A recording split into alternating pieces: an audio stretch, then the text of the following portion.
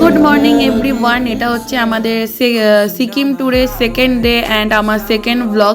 তোমরা আশা করছি ঋষিখোলার ব্লগটা দেখে নিয়েছো অ্যান্ড তোমাদের অনেক ভালো লেগেছে। যদি এখনও দেখে না থাকো আমি পিন কমেন্টে দিয়ে দেবো, তোমরা গিয়ে দেখে নিতে পারো। আমার এডিটিংয়ে একটু লেট হচ্ছে, যার জন্য তোমরা ভিডিও পেতে একটু দেরি করছো, মানে দেরি হচ্ছে তোমাদের ভিডিও পেতে।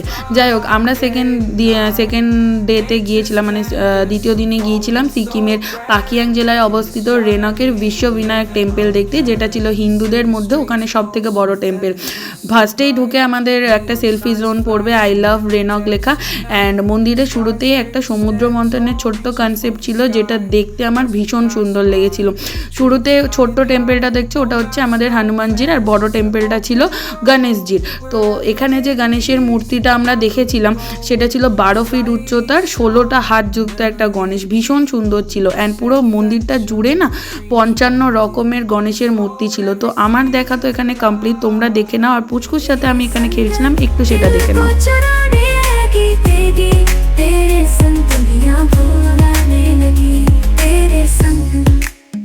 दुनिया भुलाने लगी तेरे संग तानी हर लम्हा मुझे। কেমন লাগলো জানিও। ওখানে দূরে পুচকুর মা ভিডিও করছিল অ্যান্ড আমি ঘুমাতে ঘুমাতে পৌঁছে গেছিলাম রোংলি মার্কেটে।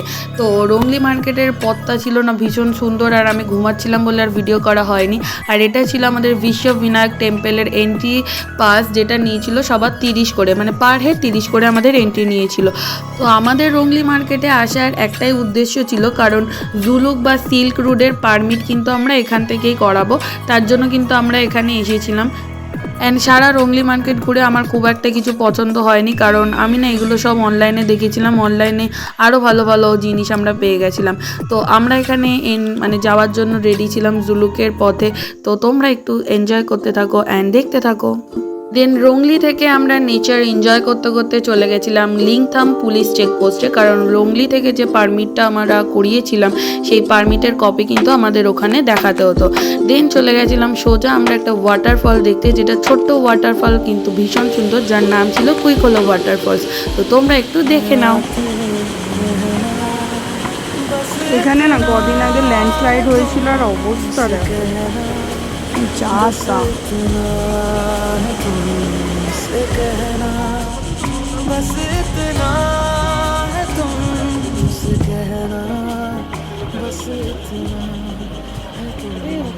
কুইকোলো ওয়াটারফল পেরিয়ে আমরা সোজা চলে গেছিলাম ফরেস্ট চেকপোস্টে, কারণ মাথা পিছু 55 টাকা করে এখানে তোমাদের লাগবে ফরেস্টের মধ্যে এন্ট্রি করানোর জন্য। দেন ফরেস্ট চেকপোস্ট থেকে যে কপিটা সেটা পাদামচেন চেকপোস্টে গিয়ে জমা দেওয়ার পর আমরা সোজা চলে গেছিলাম ইকো নেচার ক্যাম্পে, যেখানে ছিল সুন্দর সুন্দর পাইন গাছ, অ্যান্ড সেটার ভিডিও আর করা হয়নি। আর এটা হচ্ছে জুলুকের এই জায়গাটায় আমরা ছিলাম, অ্যান্ড আমাদের রুম থেকে ভিউটা দেখো জাস্ট। জুলুকে একটা রাতের জন্যই আমরা ছিলাম, কারণ পরের দিন আমাদের ঘুরতে যাওয়ার কথা ছিল, টাইম ওয়েস্ট করার কথা একদমই নয়। যাই হোক, জুলুকে যেদিন ছিলাম তার রাত্রেবেলা প্রচণ্ড বৃষ্টি হয়েছিল, মানে সন্ধ্যা থেকে এত বৃষ্টি হয়েছিল যে ওখানকার না পাওয়ার কাট হয়ে গেছে, কারণ এত লো ভোল্টেজ ছিল। তো তার জন্য আমাদের ফোনেও চার্জ ছিল না, তাই বেশি আর ভিডিও করা হয়নি। অ্যান্ড নেক্সট ডেতে পৌঁছে গেছিলাম আমরা জুলুকের ভিউ পয়েন্টে, জুলুক ভিউ পয়েন্ট, যেখান থেকে তোমরা পুরো জিগজ্যাগ রোডটা দেখতে পাবে। আগের দিন রাত্রেবেলা বৃষ্টি হওয়ার কারণে আমরা নাথাং ভ্যালিতে যাচ্ছিলাম, তখন পেয়েছিলাম আমরা বরফ। তো লাইফে ফার্স্ট টাইম আমি বরফ দেখছিলাম, অ্যান্ড দেখো পুরো সাদা চাদরে মোড়া, আমার তো ভীষণ সুন্দর লাগছিল। অ্যান্ড তোমরাও এনজয় করতে থাকো আমার সাথে, আর দেখতে থাকো। বলতে পারিনি যে মনেরই কথা, কানে কানে আজ বলে যাই। বলতে পারিনি যে মনেরই কথা, কানে কানে আজ বলে যাই। আমার ঘুম না সারাতে আমার অজানা বিষয়ে তুমি আশেপাশে ছায়া হয়ে মায়ায় জড়ালে, তুমি এক নিমেষে ভালোবেসে আমায় বাঁচালে। তুমি একলা রাতে একটা চিঠি আমায় পাঠালে। ভালো লাগে তোমাকে কাছাকাছি পেলে, ভালোবাসি তুমি। তো যেহেতু এটা আমার ফার্স্ট বরফ দেখা, তো আমি তো ভীষণ এক্সাইটেড ছিলাম। তো তোমাদের ফার্স্ট বরফ দেখার এক্সপিরিয়েন্স কিরকম ছিল, তোমাদের রিয়াকশন কিরকম ছিল, অবশ্যই কিন্তু আমাকে জানিয়ে আর দেখতে থাকো। মামামের ঠান্ডা লাগে না কি রে? টুপি কই? টুপি ওর মায়ের হাতেও টুপি পরবে না, চারিদিকে শুধু বরফ। একা একা ঘুরে বেড়াচ্ছি পাগলের মতো, আর সবাই পিছন দিকে আছে, আর তোমরা জাস্ট ভিউটা দেখো। Tan tan.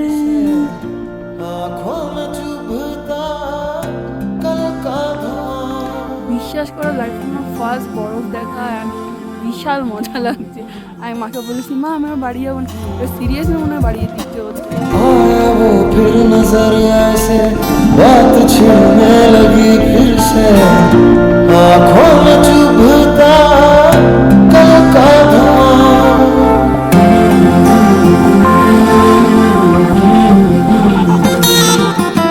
हाल तेरा न हमसा है इस खुशी में क्यों गम सा है बसने लगा क्यों फिर वो जहां दूर जिससे गए थे निकल फिर से यादों में कर दी है जैसे पहल लम्हा बीता हुआ दिल दुखाता रहा खामखा बेवजह ख्वाब बुनता रहा तुमने जो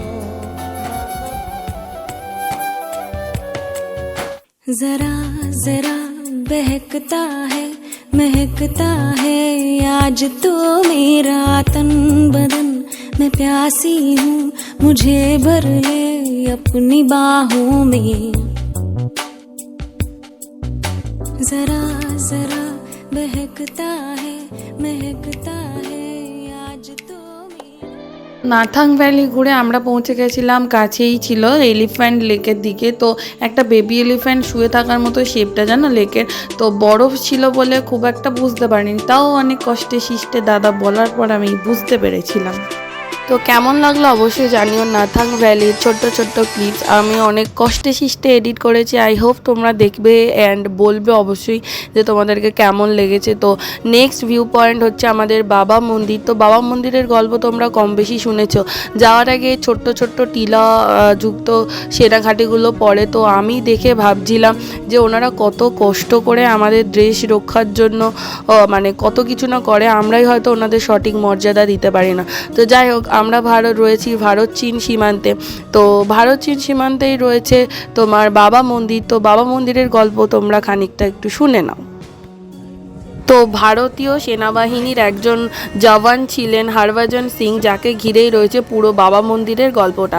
1966 সালে হরভজন সিং ভারতীয় সেনাবাহিনীর পাঞ্জাব রেজিমেন্টের এক জওয়ান ছিলেন। পরের বছর মানে 1967 সালে তার পোস্টিং হয়েছিল নাথুলা সীমান্তে, মানে ভারত চীন সীমান্তে।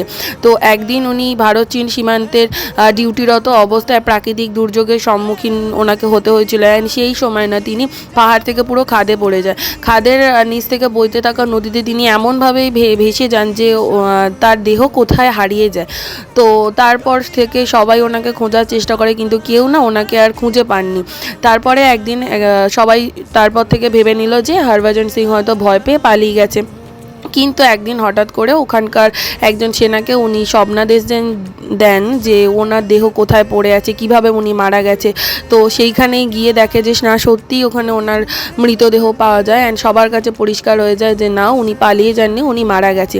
ঠিক তারপর থেকে অবস্থায় ভারত চীন সীমান্তে যখন কোনো ক্রিটিক্যাল কন্ডিশন আসে, তখন ঠিক আগে থেকেই হরভজন সিংয়ের আত্মার মাধ্যমে সব সেনারা খবর পেয়ে যায়।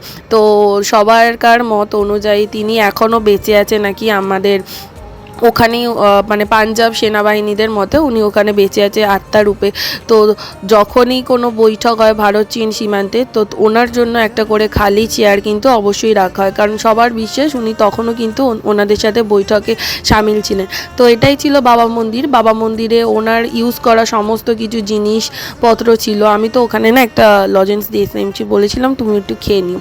তো তারপর ওখান থেকে বেরিয়ে গিয়েছিলাম, কারণ ওয়েদারের কন্ডিশন খুব খারাপ হয়ে গেছিলো। হঠাৎ হঠাৎ করে কুয়াশা ফগি এত হয়ে গেছিলো যে সবার শরীর খারাপও হয়ে গেছিলো। দেন আমরা ওখান থেকে সাদা থেকে সবুজে চলে আসি, কারণ তাড়াতাড়ি করে আমাদের নেমে আসতে হয়েছিল যেহেতু সবার শরীর খারাপ হয়েছিল। তো নেক্সট পার্টগুলো খুব তাড়াতাড়ি আসছে। কেমন লাগলো ভিডিওগুলো কিন্তু তোমরা অবশ্যই জানিও। আমার তো ভীষণ ভালো লাগছিলো এডিটিং করার সময়, সমস্ত স্মৃতি মনে পড়ে যাচ্ছিল। তো তোমরা অবশ্যই দেখো আর চ্যানেলটাকে কিন্তু সাবস্ক্রাইব করে দিও। এছাড়াও আর একটা কথা, সবাই কিন্তু গরমে ভালো থাকেন, please like share and subscribe to my channel. Tata সবাইকে।